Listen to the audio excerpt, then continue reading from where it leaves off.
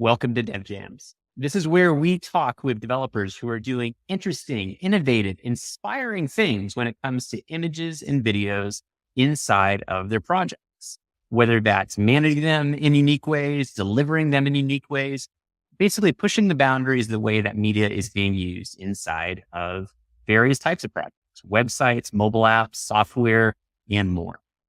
My name is Sam Brace, and I am the Senior Director of Customer Education and Community here at Cloudinary. And in this episode, we're going to be talking about a really cool thing. At the company, we have ways for our overall community to start developing libraries. So that way, that framework, that new programming language, whatever it happens to be, it's a great way for the community to be able to help us to extend the capabilities of Cloudinary into those frameworks, especially with those that are very familiar with those frameworks or languages as well. Today, we will be profiling two of those amazing libraries that have been developed by Matías and Jakub. Matías has been focused on developing a community-driven library for Svelte and Cloudinary. And then Jakub is going to be focusing on a community library that he has developed for Nuxt. So if you're ever so interested in developing a library that is associated with Cloudinary or frankly, any other type of companies, there's going to be a lot of insights on how that works. And also, if you're just interested in a lot of these JavaScript frameworks that have been mentioned, like Nuxt, like Svelte, there's also going to be a ton for you here in today's episode. Joining me with this episode for practically every single one of these is Jen Brisden. And Jen is a technical curriculum engineer here at Cloudinary, and I am always so happy to have here to be part of these conversations. So, Jen, welcome to the program. Hey, happy to be here. So tell me, why are you excited for Jakub and Matías to be joining us here today? Yeah, this is a really cool episode because we have two different developers who haven't worked together to build something like when we had James and Amy on DevJams a few episodes ago, but they've worked to build similar but different frameworks that help developers build performant sites. So they're both JavaScript based. We're talking about the front end. There are a lot of similarities, but it's like a same but different situation. So I'm excited to compare and contrast Svelte, Nuxt, and everything that comes with them. Absolutely. And I think you said it very well, is that there's going to be a lot of ways that you're going to see comparison, contrasting between the different libraries, frankly, the different types of frameworks that we're going to be focusing on. I think it's great to have these two awesome minds, frankly, on different parts of the earth to be able to come together and have a conversation about this unified topic. Great point here, Jen. Now, one thing to note here is that everything that we will be discussing when it comes to these community-driven libraries, you can access this inside of our documentation. So you'll see in our documentation, there is a section about all the SDKs that we support. Many of these, of course, are built by Cloudinary, but these community-developed and driven libraries that you can see, including the Nuxt and the Svelte ones that we're going to be profiling today, there are direct links to those that you can easily find within that space.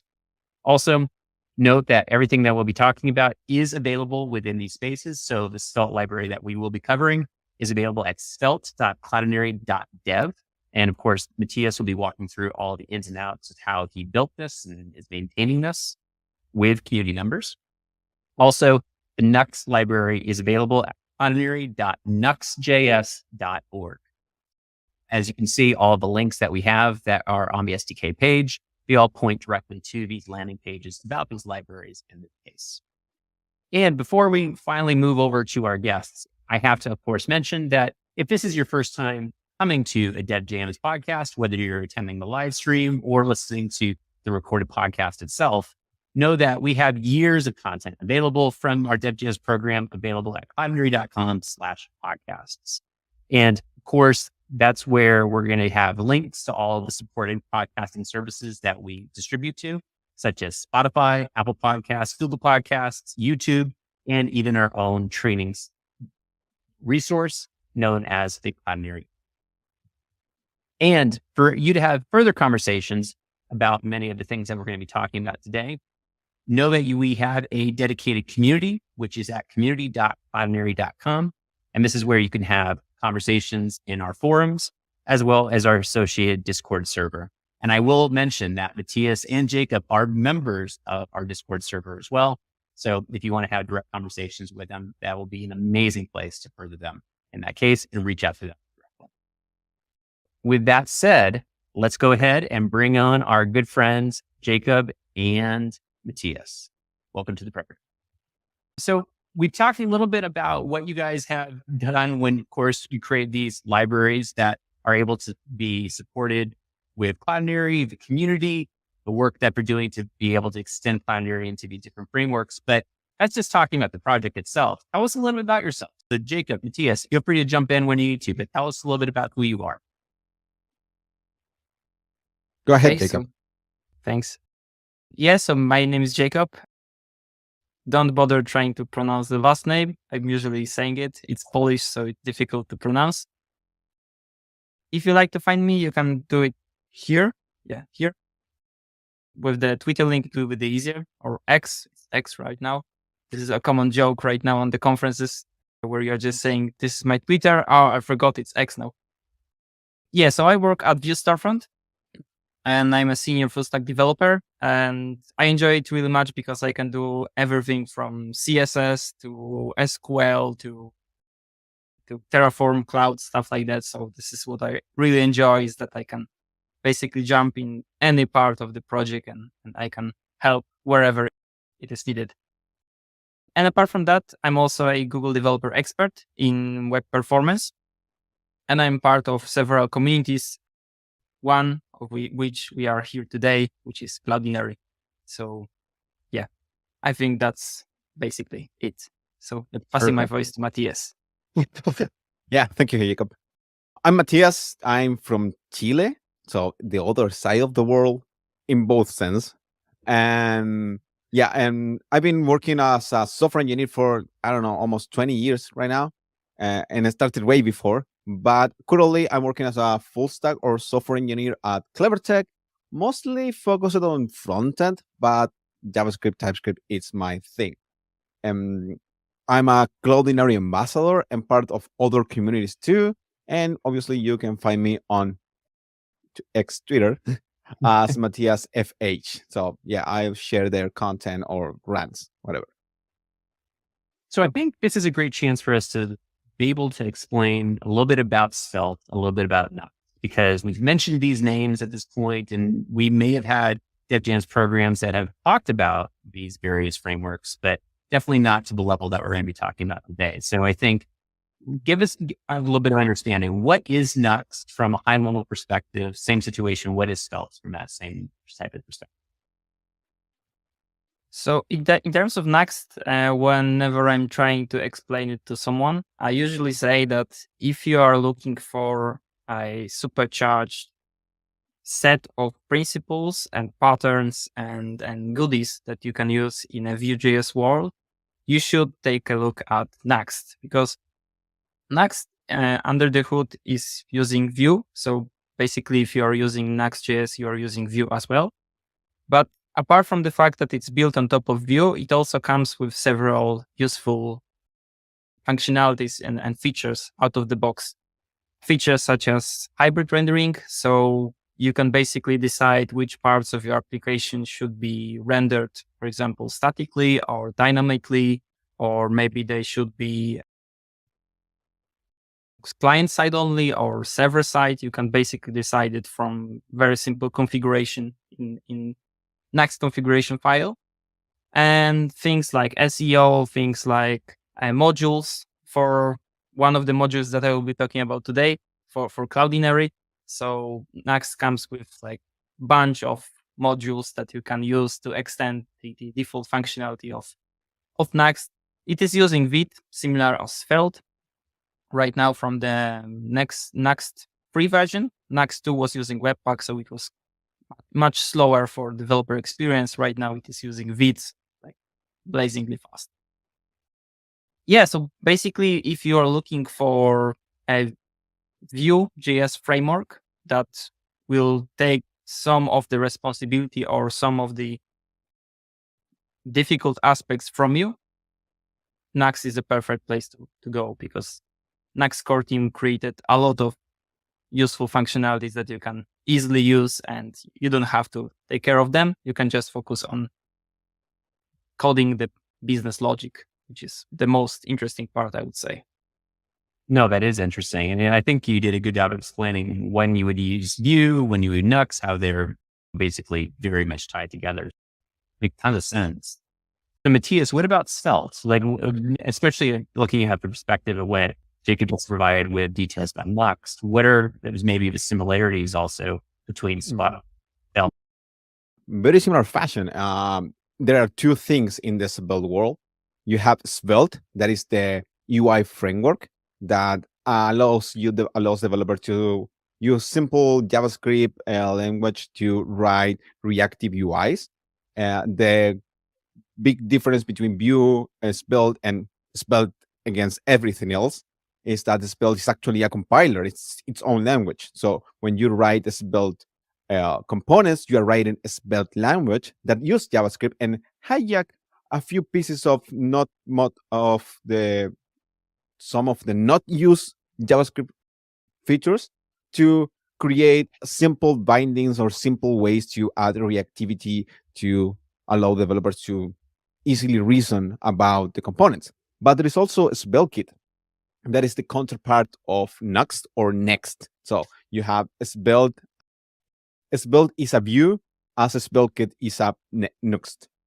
SvelteKit is the latest creation from the Svelte team that empowers developers to use Svelte as the UI framework, but also offers several primitives or several decisions about how to build an application, what is the architecture to do it, and includes routing, data loading, error handling, SSR, SSE, and SS whatever you need to create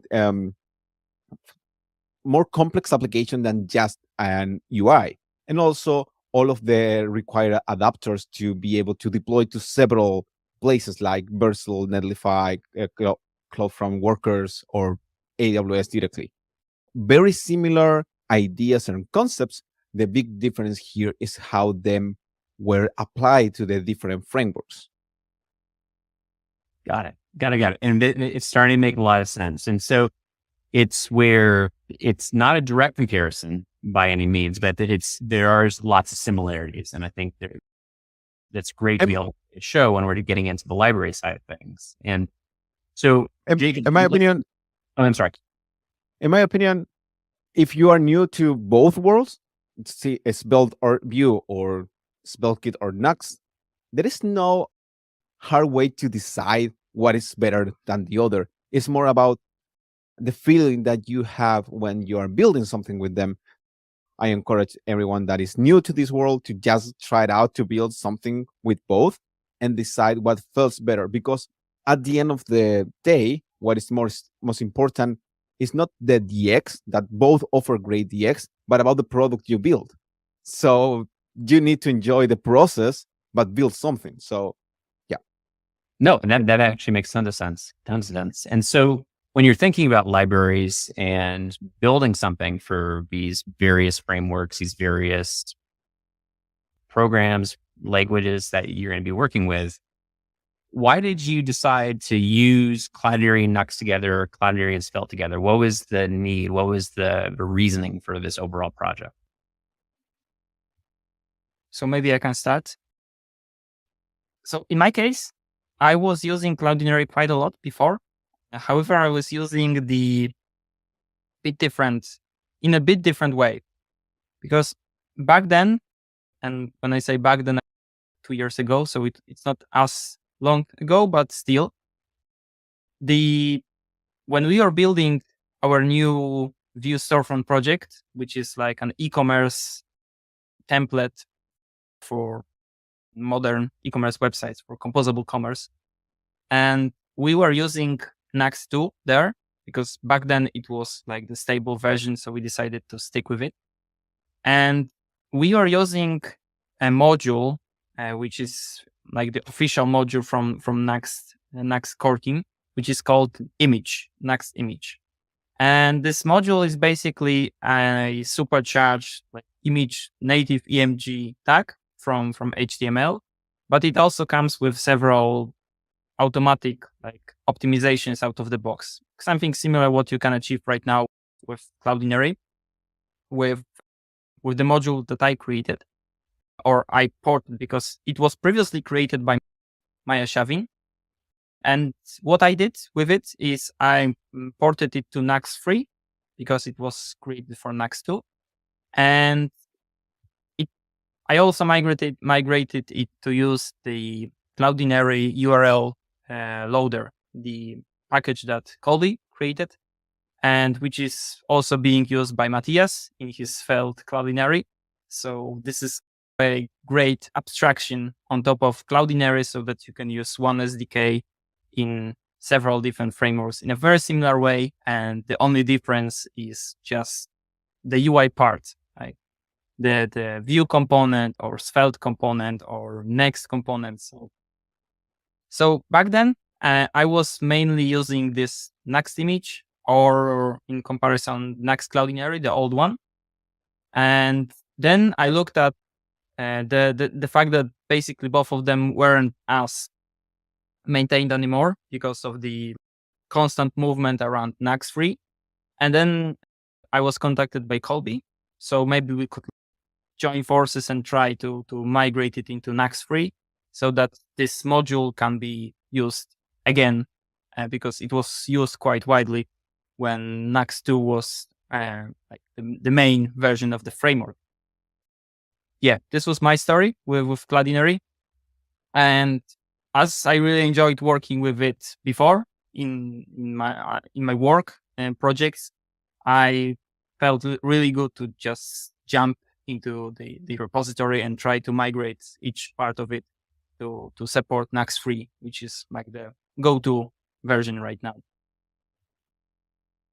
In my case, it's similar situation. I've been using Cloudinary for a long time. I don't even recall when, but I know for sure that it was a long time. And the main way to use it was basically the URL gen SDK. So I was using it in the backend or in my Rails day with Rails. And then in the front end, it was basically pasting the URL. So I manually uploaded my assets to the media library, and then I just copy the URL and do the transformations that I need. That at that time was mostly cropping or scaling or a small transformation required. But with the new frameworks like Svelte and Nuxt and everything else, it's been easier to integrate third-party libraries into the different UIs. So I started to use that in my code, but still Svelte doesn't offer any other. Sorry. Oh, you're good. Svelte doesn't offer supercharged or powerful image component. Svelte is all about using the platform. So it's just the image tag. But doing the transformations manually, it was a burden at some point. And so I started to roll my own thing. And I was also contacted by Colby because I knew him from Edhead.io as an instructor and from the community. And we started to talk. And at some point, we decided to move forward with creating a Svelte Cloudinary library from scratch, but from scratch, quote unquote, because we use an awesome component named Unpick that handles all of the responsiveness and all of the kind of nitty gritty, create an SRZ picture and all of that components for us. So Svelte Cloudinary is mostly wrapping the work from Unpick, the work from Colby, that also wrapped the work from Cloudinary to create some better DX. And then we just expose a simple way to use this component into Svelte. And also, I need to tell also that most of the API that we are using was created by Cloudinary by Colby for Next.js. We have in sync. It makes sense. And I love this full circle that's happening here, because it's where we've had Maya on the program talking about some of the work TCB is doing. We've had Colby, obviously. We talk about Colby practically every episode. But it's also the same sense, like we had Matt Kane on recently, also talking about the Unpick project. Everything that we're talking about very nicely, we've also talked about in previous DevJams episodes. is excellent full circle about a lot of the things that we've been discussing about working with JavaScript-based frameworks, working with Cloudinary, working with CDNs, all of that combined. This is great. This is great. So Jakub, I think it would be great for us to start with you if we can. So do a walkthrough of the overall Nuxt library that you were able to build of Cloudinary, show how it all works together, and maybe talk around like the overall build, like what did you have to do when you were going through this process? Sure. So yeah, you will be sharing the screen. Okay. So I will show you basically something similar to what some already showed you. So the documentation, but I also want to dive deeper into StackBlitz because I'm using it on a daily basis, and it's very easy to start with. You don't need an ID, you don't need anything. You just go to a URL and you will have it you will basically have it working. Starting with the documentation, if you have seen the Svelte Cloudinary or Nuxt Cloudinary, you will probably see some similarities. However, in this case, this theme is a bit different purely because it's like the theme that we are using in our Nuxt modules. So that is why if you go to, for example, Algolia module for Nuxt, you will see it in a very similar way. However, coming back to the topic, the installation of the module is relatively simple, and it's very similar to how you are using or installing or basically registering the modules, any other modules in Nuxt. You install it, then you add it to the modules array with the name of the module itself. You need to pass the Cloudinary cloud name, and that's it. You can right now start using the CLD image. It's very similar to Nuxt, very similar to Svelte. The only difference actually is just how you are using the components themselves. In here, you have the result of basically this component. So it's CLD image, and this CLD image will come with a set of props that you can use to basically make it look a bit different. So there are also options for the module itself, but right now it supports only cloud name. In the future, we'll probably add some more functionality here, some more configuration options, but for now it's mainly a cloud name. We have CLD image, and in here you have all props that are available. So general props, effect props, and obviously if you like to see those props in action, you can scroll below to the examples, and in here you will see all of them working, like each of them. So pixelate, grayscale, for example, tint, and many more. So we have the CLD OG image, which is not actually rendered because it's not an actual image. It's more like the meta image. So you will see it in the source code of this website if you add the CLD image like this, but you won't see it actually in the website because it's not like physical image. We have CLD. Yeah. That one is a pretty good usage of Cloudinary in general. I think that this is the most used example around the web, how to create automatically Open Graph images. If you don't know what Open Graph images are, it's about this image that you can see when you share a link that is show up on Discord, Slack, Twitter, Facebook, Facebook, Twitter, etc. And it's all about branding. So you can use a template and then use the CLDOG image to handle all of the transformations. For example, adding some text, some title, or transformation to that template. And so it's pretty awesome, and it's pretty awesome that it works everywhere. Yeah, I agree with that. And the nice thing also is that we have tons of episodes now about Open Graph. So if someone's saying like, Matías, you tickled my brain, where do I go? We got tons of DevJams content about Cloudinary OG. But yes, we can't bang that drum enough. Open Graph is a great thing to be focused on when you are web delivering. So glad that Jakub, that you addressed that in your project. Yeah, so as Matías mentioned, if you are or are not familiar with the OGs, With this component, you can just put it like this on the website, and it will handle all the logic of in your Nuxt application. So it will create a proper meta tags that will handle it for you. Going further, we have CLD upload widget and CLD upload button. So in case of those, how they work is that you can basically upload an image just like this to Cloudinary by using the component. And you have two options. You have signed and unsigned. Signed is obviously safer one, but it also requires you to have additional endpoint to basically handle the signature so that is safely sent or uploaded to Cloudinary.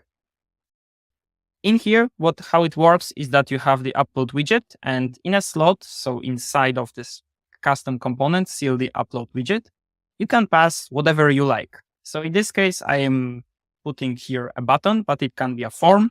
It can be basically whatever you like. If you want to have a button, you can also have CLD upload button here that basically does almost the same thing as here. So CLD upload widget with a button inside, but it's a separate component so that if you don't need or don't want to pass your button inside, you can just do it from here.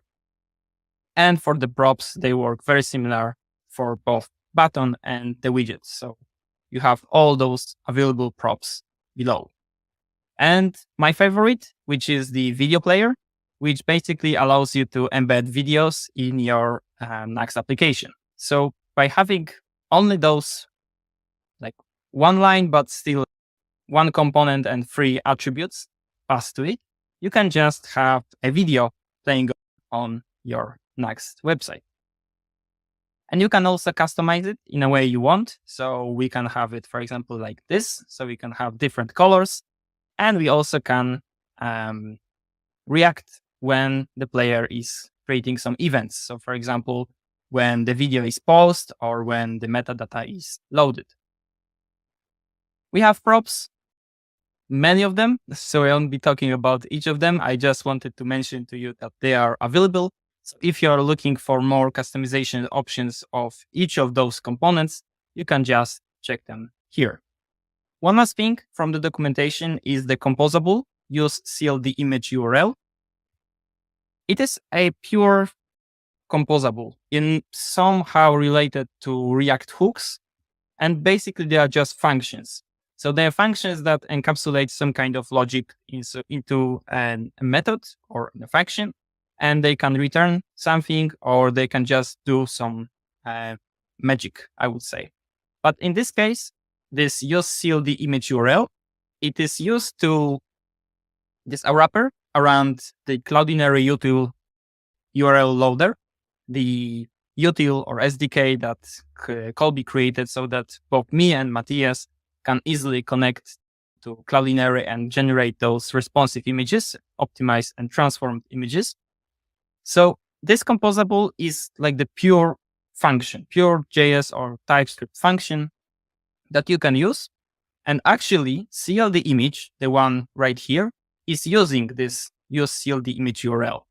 So if you don't want this image, or you want to, for example, have this optimized, transformed /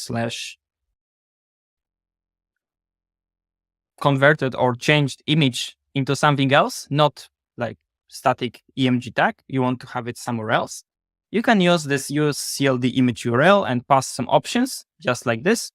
And you'll get the URL that you can just put into image, picture, or any other tag that you want. And you will have this optimized image. And for the props is exactly the same as CLD image. So all of them are available to you for you to basically modify the images the way you want. Incredible. There is also a GitHub repository, which is public. So it's Nuxt modules / Cloudinary. So if you'd like to maybe try it out, or you have some ideas around it, so maybe there's something missing, or maybe you would like the module to have some specific functionality, the issues tab is always open for you to create an issue. And if you are also open for contributions, that even better. In here, there is a link to the playground, which basically redirects you to the StackBlitz. But I have it already opened here with download all the packages. So I will move right here. This task StackBlitz is really important for trying the module out, trying Cloudinary as well, and for debugging, for creating new features, especially for me. This is what you see here. The file structure here is basically the repository of Nuxt Cloudinary. So when you will open this link of StackBlitz, you will be here in the folder called .stackblitz. And in here, you have app.view component, which is like general page in Nuxt ecosystem, the global one. And in here, what is the script tag, which is like the logic of this component, this page. And in here, we have this usage of use CLD image URL. And we are in here just logging it out to the browser, and it should be here. So these are the links created by use CLD image URL. And if you like to see the source code of this image or this video or those upload buttons, maybe the CLD OG image or this magically looking transformed image, they are all available here. So each of them is marked with the comment, so you can easily check the source code of all of them and try it out in a matter of minutes. What's next? I have a question for you, because I love sandboxes. I love all of these different options here. So why did you actually choose StackBits? I know this is completely different than what we're talking about, but like Code Sandbox, JS Fiddle, they're all things. How did you end up choosing this particular platform? So purely because this is the main platform that we are using in Nuxt for debugging. Okay. So for example, in Nuxt ecosystem, when we are like handling issues, so when community members are raising issues, we always send them a link, or there is always a link in the issue description for either StackBlitz or Code Sandbox. And usually StackBlitz is the one that community members will choose. So that is why we slowly moved towards StackBlitz. And to be honest, and this is my go-to in terms of showing code such as this one, of debugging stuff, of issue triaging, stuff like that, because it starts in a matter of seconds. And I would say that just the experience for me is the best. I know that Code Sandbox has many more templates, like ready templates that you can use. However, StackBlitz just works for me. This is maybe a personal preference. I like the UI. I like the UI a lot. They might take offense to this, I don't know, but it has like a VS Code feel to it. So it feels very like at home when I'm looking at it. So I'm saying to myself, man, if I have to do a sandbox, I use this thing. It's pretty nice. Yeah. But I didn't mean to deviate, but it's just, I was intrigued. Yeah. It's quite awesome. And it looks like these sandboxes are part of each community. Vue community use StackBlitz.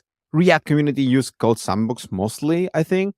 And the Svelte people mostly use the repo from the Svelte side. So it's way different. But at the end, all of them offer the same thing. And again, it's what you like, what you love. And yeah.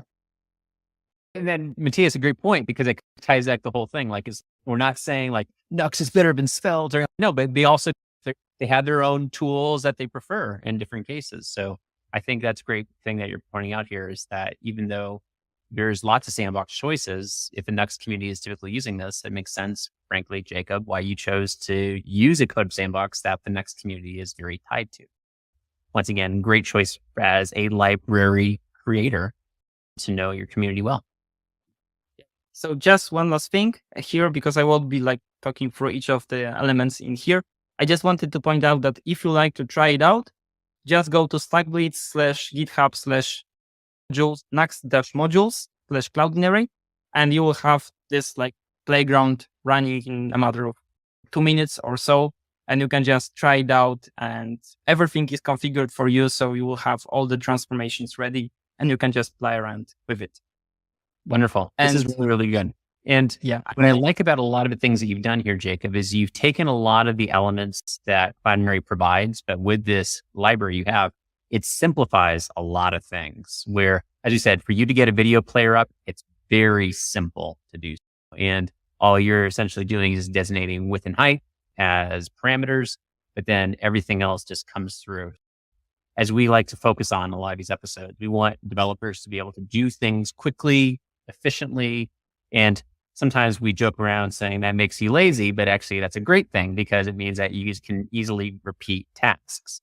And this is something where if I need to put a video player on a page or put an image on a page, I don't have to put a ton of thought on how to go about doing it. Your documentation, your library, it makes it fairly simple to do for anybody that's using Nuxt, their framework. So this is fantastic, Jakub.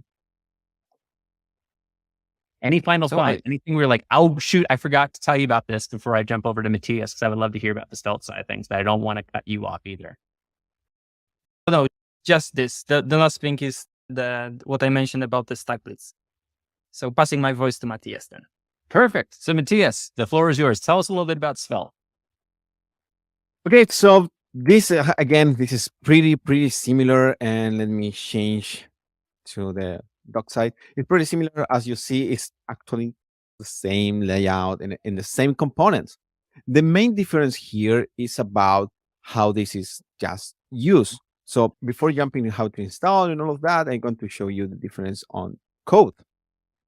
So this is an Svelte component, and it's inside an SvelteKit application. In the case of a SvelteKit, you have this route and these names that the first time looks weird. This plus page that is built, but it's where the community move to name the root page of each route as plus page that is built, and it's just a Svelte component. And a Svelte component, it composes of three parts: the script with the logic, then plain old HTML that you can use components directly, like still the image was imported here, and then an optional style tag that is a scope to this component in particular. So everything here, this style here, only affect this UL element and not anything else. Okay. And if you can see, the API for the component is the same. It's just calling the CLD image and then just passing the correct or the required or the needed props like SRC, and then you have the result that is actually pretty simple. The turtle with a zoom pan. But that effect, doing that effect manually is hard. Doing that effect with just a prop is simple. Or this with overlays. That overlay there is just done with this part of the component where I can pass the SRC and then I can set what overlay I want. So this overlay already exists in my media library, and I just said where I want it and what is the gravity, and then if I want to pass some effect or not to that particular overlay. So this is two images, one on top of the other. If we go back to the usage here, so if you're new to Svelte, our preferred tool, our preferred package managers is PNPM, but you can use whatever you want.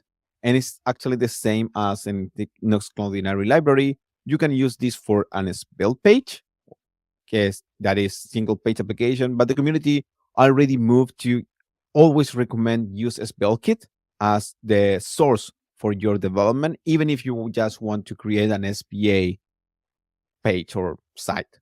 So just install the library and create an M file with your cloud name, and you're good to go. So that's very similar to how Jakub's was, where that's basically all you need. It was cloud name, do a basic package install, and then you're off and running, which that's amazing. You made this so developer friendly. Yeah. And the other part that is developer friendly is that, for example, one thing that most people had to do to create better consistency on their site, for example, in an e-commerce, is to remove the background of an image. And you can do that by just passing prop. So let's go to code. Let's go to the original image. Let's pass remove background. Let's go back to the example and let's wait. And let's hope this doesn't break now. The live Yeah. demo gods. I have fingers. Yeah, the demo got. I think that I don't have this active. There you go. Oh, there we go. Looks great. There we go. Oh, that's wonderful.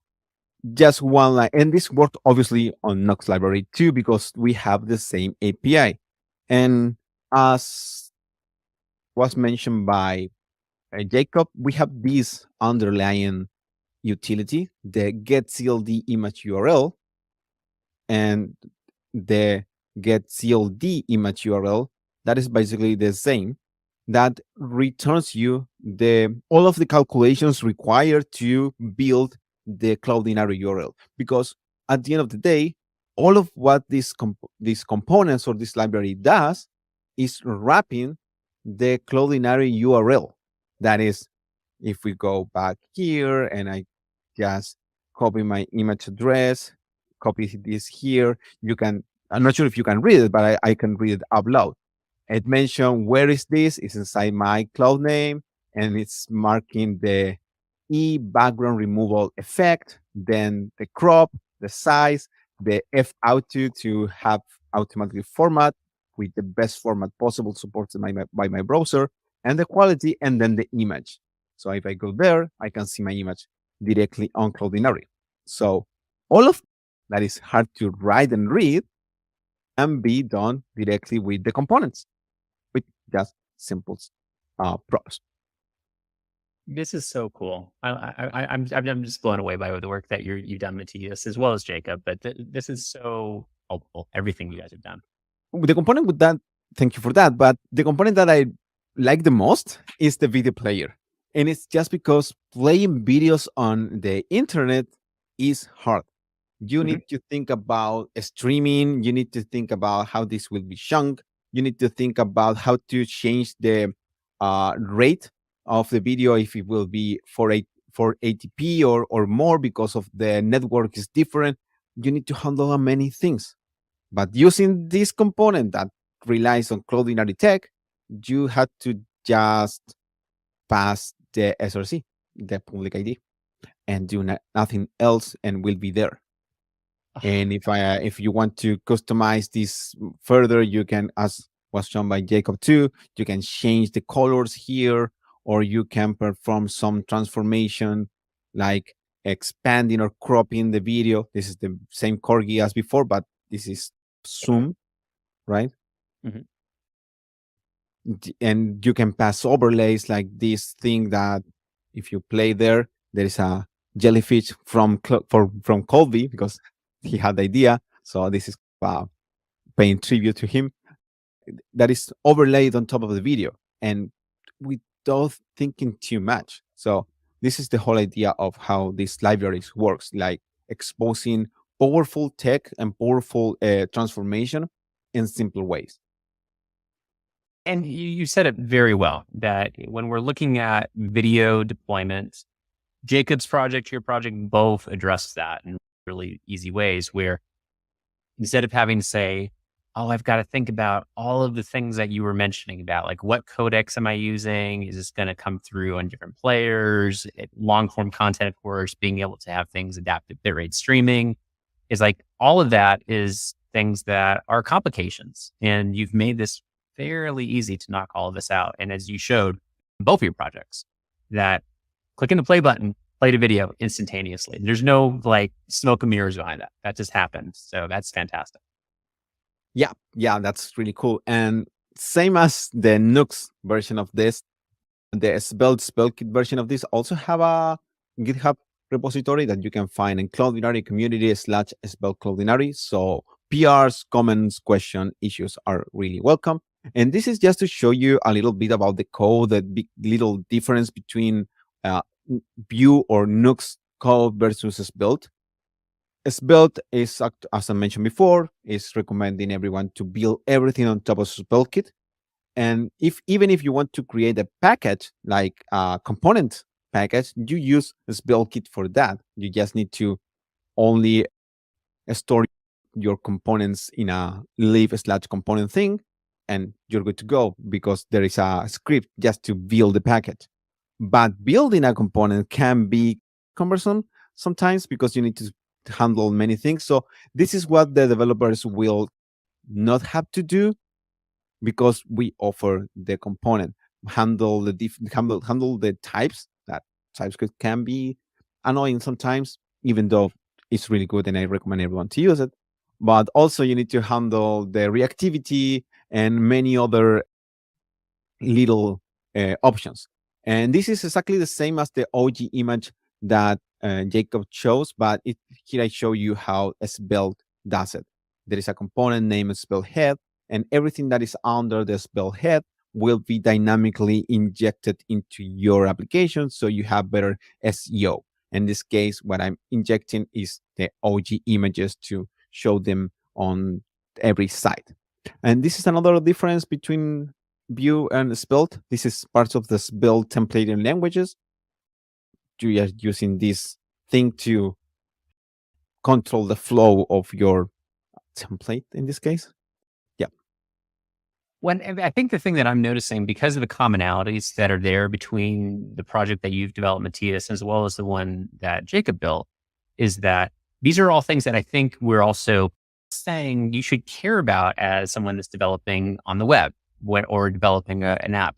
You should be thinking about Open Graph. You should be thinking about video delivery. You should be thinking about these things. And the fact that you're addressing those in the project, it's underlying saying, yeah, we made this easy for you. And yes, we're addressing this. But it's also where I think these are just big topics. These are big trends when that, as developers, you're helping people to wrap their heads around. So this is fantastic to see the commonality between the two projects there. Yeah, I mentioned the OG image before, and I will reiterate that because everyone should pay attention on this, but it's annoying to do because you need to do all of these meta things. And to be honest, I always forget what property names are used for the OG images because there are many.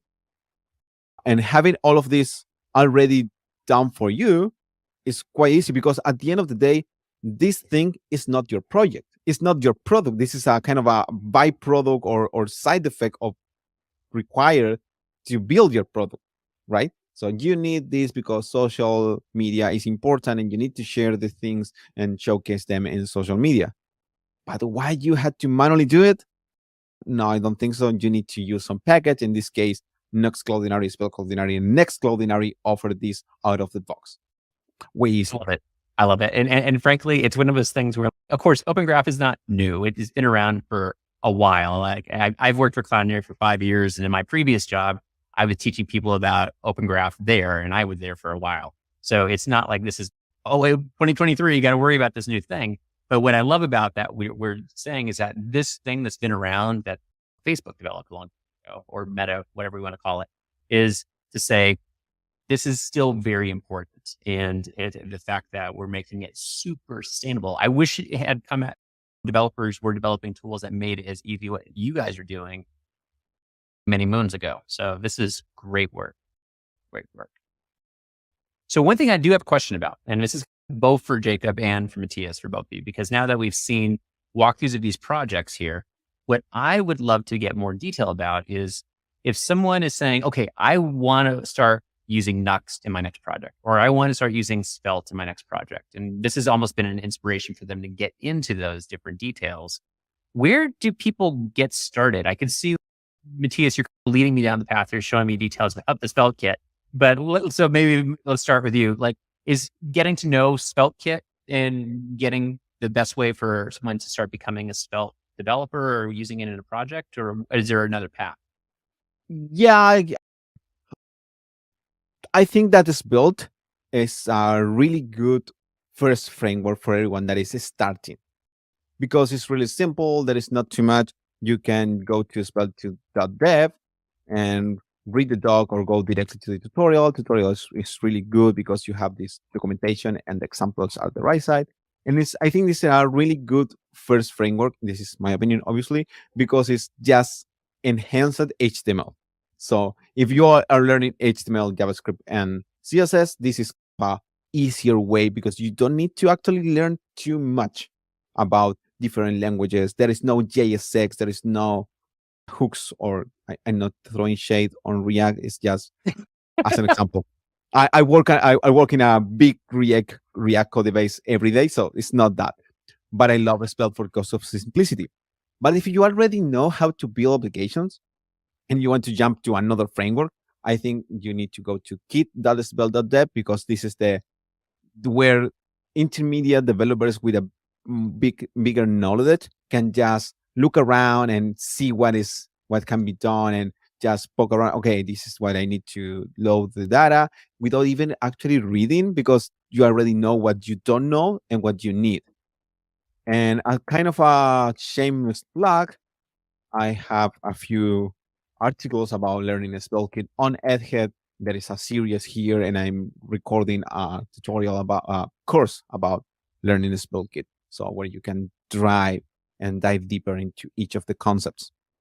Well, I'll do a shout out, not just for your course, but also just for Egghead courses in general, is that we found that when we're talking about third parties, people that are not Cloudinary, talking about Cloudinary, I found that Egghead is probably one of the few sources out there that always gets it right, where we're teaching the right techniques, the best practices. So it's to say that, yeah, go check out Matías, your course, but it's also where if you find any Egghead course that mentions Cloudinary, I pretty much, I'm going to say, stamp of approval on a lot of the ways that they're introducing some of the concepts around image, video management, and delivery that would be inside those projects. Great learning area for sure. And one thing that I loved, back up what you were saying, I saw it in the tutorial that you had here, is there was like a note that they said, you need to know basic HTML, CSS, and JavaScript to be able to work with Svelte. Back to your point, most developers have some of that, whether it's HTML or CSS or JavaScript. So I think it furthers your point that if you have this general foundational knowledge of web development, you could probably use Svelte, and it makes it a very nice stepping stone. Yeah. The thing that the community has agreed, as I mentioned before, is to use a SvelteKit for everything. And SvelteKit is bigger, and there are many other concepts. But if you are just getting started, you want to get things out of the browser on the window, right? And SvelteKit is just really simple. You just can follow this tutorial and learn.svelte.dev, and you will learn Svelte on the road, because there is not too much on Svelte to learn. That is not that complex. There are not functions to handle state. I will argue that you don't even think about external libraries to handle the state, and state handling is probably the most complex or difficult situation for UIs. So if you don't have to do that, there is not too much to learn. It's just enjoy. Obviously, opinionated, because I enjoy working with Svelte. But yeah, I completely recommend working with it if you are a beginner. And if you are advanced, there are a bunch of things to learn here. Yeah. I love it. I love it. So Jakub, similar concept and similar question. If I'm saying, I love what you showed, I want to get into Nuxt, where should people be going for things like that? So the main source that I'm always using is obviously the Nuxt.com, which is basically the documentation for all the patterns or the ideas for the modules as well. So if you go to docs, you will see get started, guide, API as well. You also have examples. So each of the major concepts are explained in both Code Sandbox and StackBlitz. So you can have some sort of like interactive playground examples. I mentioned modules, which is the list of the available modules that you can use. For example, we can search for Cloudinary, but it's not listed here. It's probably listed under V2. So this needs to be updated. However, it is there, so you can check it out as well. And there is also notes about community stuff, third party, and all of that. So apart from those, if you are looking for courses, there is a really great course by Michael Thiessen. It's called Mastering Nuxt Free. And it basically covers like full stack web development with Nuxt. So you will cover topics such as Supabase, Prisma, GraphQL, PostgreSQL and stuff like that. So if you're looking into more like a course, this is definitely a good place to go. Also, if you also a bit of a plug, I also have a blog, but in Dev2, not in Egghead. And I also write a lot about Nuxt, but I don't write articles about like the basic concepts. I focus more on the areas that are not yet there in the documentation. For example, if you're looking for solutions for, I don't know, improving performance of your Nuxt application, I have a checklist and several articles of solutions and tools that you can utilize to make the performance of your Nuxt application better. As well as I also have some series about building e-commerce websites with Nuxt. So you can check both of them as well.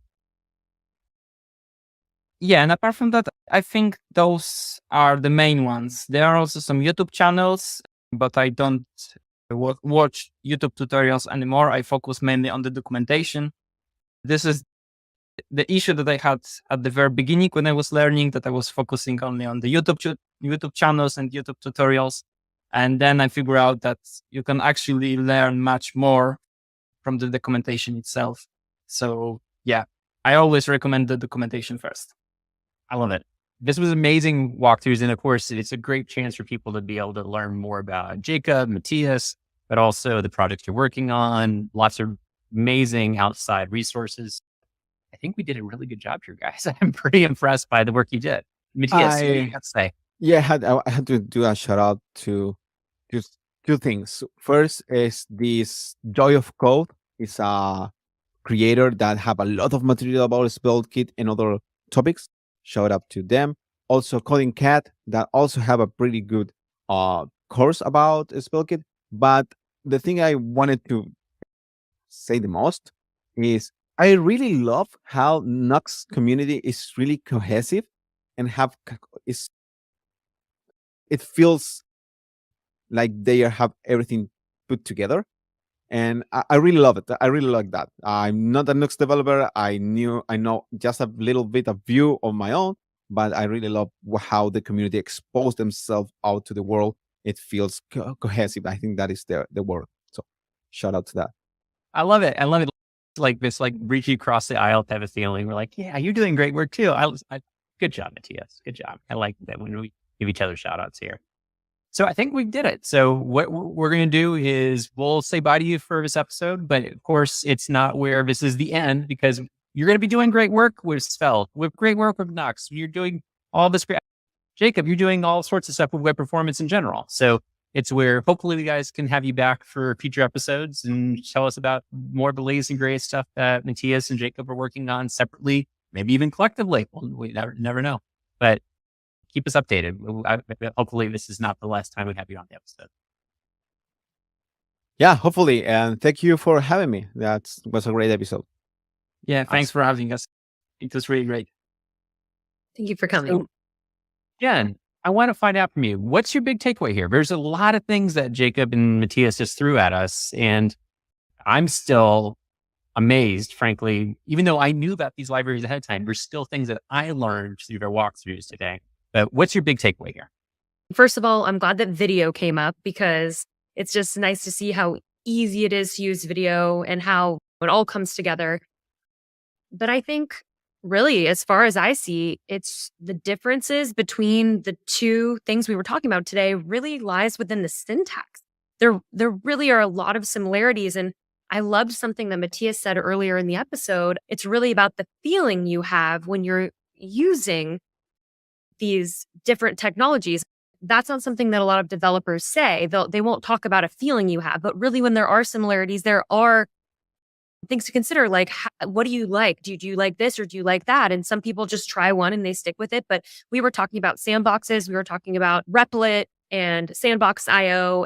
And I have more experience with both of those. But I think you and I were both really attracted to the UI of StackBlitz. And that's one that I think you and I have had a little less experience working with. And now we're like, oh, maybe we would working with that. And that's just something that I noticed as unique to this episode, as when you're talking about similar things, it really could just come down to a feeling. So that was a big takeaway for me. How about you, Sam? I think the biggest thing that I took away from this is just, I love the fact that the community developed these libraries, but the community continues to support these libraries. Like when I saw that contributions and usage was being done by some of the people we've had on these episodes and others that are associated with it, it's where when Jakub wants to add something to this, it doesn't have to be Jakub that does it or Matías that does it. It's where opening these up as open source libraries that the community can be able to bring their things into, it makes sure that they're able to build it the way it needs to be done. And I love seeing these open source aspects of many of the projects we profile here on our overall DevJams program. Once again, if you have a feeling about what this should be or you want to contribute to it, everybody that we're showing here, Jakub and Matías, are very open to that. And that makes me excited. A couple things to note for our audience here. As we mentioned at the very beginning, but in case you popped in the middle, it's important to note that all the SDKs that we have at Cloudinary, including these community developed libraries, the one for Nuxt, the one for Svelte that we have profiled, they're going to be available inside of our documentation. So simply go to cloudinary.com/documentation, go to the SDK section, and you'll see all of the libraries that we support, as well as the ones that the community has developed that we also support, such as Nuxt, Svelte, Next, Netlify, Laravel, and more. On top of all of this, make sure to go and check out the various libraries that were developed by Matías at svelte.cloudinary.dev and the Nuxt library that Jakub went and developed at cloudinary.nuxt.js.org. And remember, we have many other podcasts. If you're like, oh, I want to keep learning, I want to keep hearing from inspiring developers that are doing interesting things with their projects, you can always go to cloudinary.com/podcasts, or frankly, wherever you are listening and watching podcasts, whether that's Spotify, Apple Podcasts, Google Podcasts, YouTube, or even our training resource, the Cloudinary Academy. And lastly, but extremely important, if you want to keep these conversations going, even though Matías and Jakub basically are everywhere on the web, as we learned in this episode, make sure you also are having conversations about the things you've learned about using these libraries and anything that's associated with them inside of our community at community.cloudinary.com, and also our friendly and very popular Discord server. Lots of ways to keep this conversation going and to be participating. So, Jen, any final thoughts before we let the audience go? Yeah, I hope that anyone who came here because they follow Matías or Jakub, or they're coming from the Svelte world or the Nuxt world, both frameworks can help developers build performance sites. We know that, but this episode really made me realize how easy it would be to go from one to the other if you're especially maybe an intermediate developer who's comfortable working with multiple frameworks. Maybe check out the other one. Maybe this episode would inspire you to check out the one you're less familiar with at this point. I love it. And that's a great call to action. Absolutely. Go explore and check things out. So on behalf of everybody at Cloudinary, myself, Jen, as well as our guests, our contributors and authors of these amazing community-driven libraries, thank you so much for being a part of this overall episode. And we can't wait to see what is coming next from developers like you who are developing inspiring, interesting, innovative projects using Cloudinary. Take care, and we'll see you at the next one.